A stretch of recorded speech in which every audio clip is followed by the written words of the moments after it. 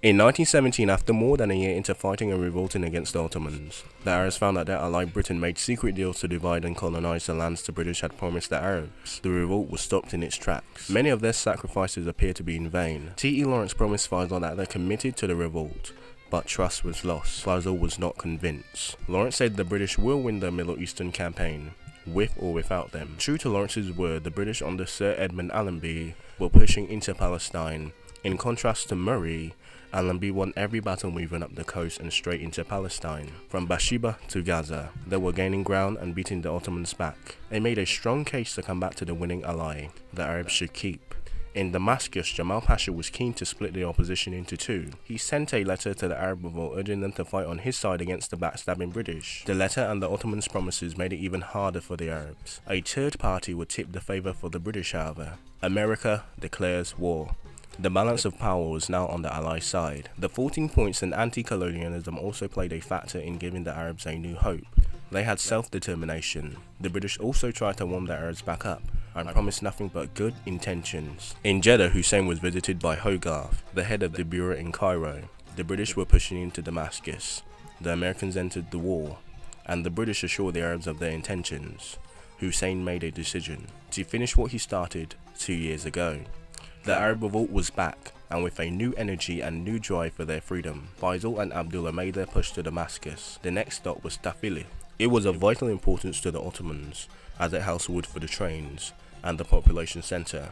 More revolters. They managed to capture the city with the leadership of Zed, the son of Abdullah I, Sharif Hussein of Mecca. Tafila was important to the Ottoman forces as they tried to recapture it. Tafila was a decisive victory for the Arabs. Many of the Ottoman soldiers were dead or wounded, and ammunition and food was going to the revolt arsenal. The victory raised morale and confidence like 1916 all over again. The next stop was to capture Ma'an, a city close to Tafila but with more fortified positions. Ma'an was now a priority stronghold for the Ottomans. They won't let Ma'an fall without a fight. Heavy cannons and machine guns were ready, and the size and scale was not yet seen by the Arabs. Jaf al-Askari was the new commander of the revolt after Mazaray departed. He was originally an Ottoman as well, but switched sides in Hijaz. Askari recommended they launch a direct attack. It was a suicide for the rebels as they only had light weaponry. He had an ace up his sleeve, however: the French. To be more exact, a French artillery unit in the area. The Arabs would use walking fire to advance to Ma'an. It worked as planned, but then the artillery just stopped. As the suppressive artillery ceased, the Ottomans scrambled back to their posts and started to fight back, almost annihilating the Arabs. It was a bloody and disastrous defeat. Rosario Pisani's statement is controversial, even to this day: a truth or a lie. Despite the crushing defeat, they regrouped and prepared again, one last time, as Faisal resumed his role as recruiter and assured the Palestinians of a complete victory. As the Arabs started to move north at the same pace as the British, forming their eastern flank to meet one last time at the last Ottoman stronghold, Dara. In July 1918, the British started the last push to end the war in the Middle East. After the fall of Dara and other minor outposts surrounding Dara, the war was over, all but in writing. In September 1918, the Allies, mostly Arabs, walked into the city like the sun was supposed to be. They were the liberators, welcomed by jubilant crowds. The Arabs did not die in vain. Their prize was secure and peace would soon follow. After the parade and praise, he went to the Victoria Hotel to meet with Allenby. For the first time, the British had reversed all promises to the Arabs, and all agreements were enforced. The controversial part about T.E. Lawrence: he denied even knowing about these plans, but he was told firsthand when he was dropped into the Middle East. His friend, his advisor, concealed the truth. It wasn't the end for the Arab revolt. He left the table. The Ottomans were the second Central Powers to sign the armistice. The war was more or less over. Faisal went to the peace talks in 1919 Versailles and started a new offensive of another kind. I'm happy to be in a company which includes the world's greatest leaders, and I believe that this is the higher forum. We'll treat all Arabs equally while defending their national rights. My principle is Arab unity, and that's what the Arabs fought for. I came to Paris to demand absolute freedom, without discrimination between Arab nations, and to eliminate the oppression of the Ottoman Empire.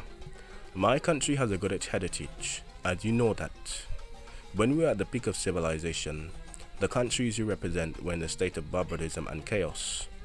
So I do not answer that you betray this country that served the cause of civilized people and was the birthplace of the first civilization. They heard the plight, but deals were made. A compromise by Wilson was to let the people vote and before 1920 finalized the victors and the losers, they would have their say. It was, however, as you guessed, rigged in a way, as the British and the French had more power and did not listen to the plight of individuals, and ignored the independence from the Syria to Lebanon. Guru took control of Greater Syria in 1920, which is Lebanon and Syria, and independent Syria with Faisal as their monarch was unacceptable. Guru stated the Arab army was to be disbanded, and to recognize French control of Greater Syria, Syria and Lebanon with the Syrian Council. He wanted one last stand with the army, but he knew that they would be wiped out by the French. He asked everyone to bear arms against their new oppressors. One last go for the Arab army as they gathered to Mursalan. One last go for the Arab army as they gathered at Mursalan, 1920. In less than 3 hours, the battle was over. Yusufi al-Azama, along with his comrades, had perished. They rolled into Damascus and controlled Syria and Lebanon, forcing King Faisal into Dada. Syria did not last 100 days, but riots and revolts did. Guru were quick to crush these with brute force. The flags of the Arab revolt were taken down and replaced with the country's future flags, but with the French tricolor. Abu Dhabi would not have any of this. He started a new Arab revolt with tribes and local leaders from Transjordan that were ready to lend their support.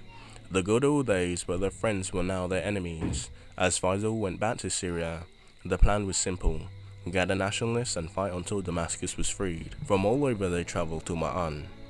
They were difficult odds, but they were willing to take it. The second last colonial war was about to begin. The Middle East was set ablaze as Iraq revolted against the British. The warring nations were weak and might crush the rebellions today, but they were going to be unsustainable tomorrow. Only a radical plan from the Minister of Colonies was needed, a bloke by the name of Winston Churchill, to stop the revolts. I thought the Dardanelles had humbled him, but here he is again. Let the true brothers be kings and rule independently with British advisors and foreign affairs by the colonial rulers.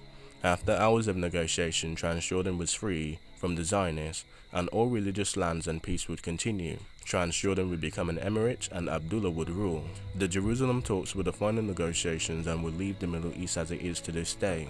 Hussein's sons continued in their father's footsteps, and Faisal was the king of Iraq that gained independence in 1932. Abdullah became the Prince of Transjordan and got full independence in 1946, and the Hashemite Kingdom of Jordan was proclaimed, in honor of the Great Arab Revolt. The Jews had returned.